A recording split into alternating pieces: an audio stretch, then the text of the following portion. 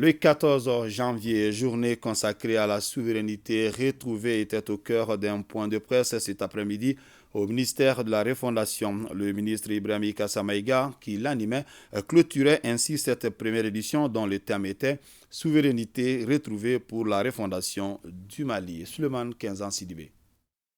Cette première journée a été célébrée à Bamako et dans toutes les régions administratives du pays. Des leçons modèles sur les valeurs sociétales du Mali, le patriotisme, le service pour les Maliens ont été dispensés aux enfants et aux jeunes dans les écoles fondamentales, dans les lycées. Mieux, des symposiums ont été tenus dans les universités pour expliquer les fondements de la célébration de la journée du 14 janvier, journée du sursaut national face aux sanctions de la CEDEAO et de l'UEMOA.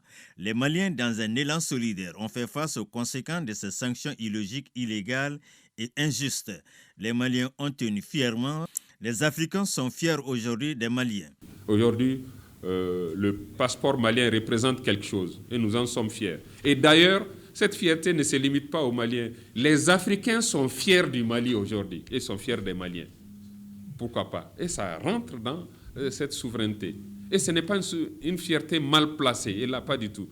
Et d'ailleurs, ce changement, cette volonté de refondation du Mali Koura, on le fait pour nous-mêmes, on le fait contre personne, on le fait pour nous-mêmes.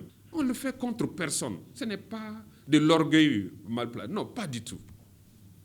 Mais vous savez que c'est les mêmes peuples, c'est les mêmes contrées qui, quelques années avant, nous prennent en pitié. Vous savez, quand on voyage et qu'on atterrit, on dit « Ah, vous êtes malien, ça va ?» Et on te regarde d'un peu plus près. « Mais ça va chez vous ?» C'est comme ça qu'on vous interroge.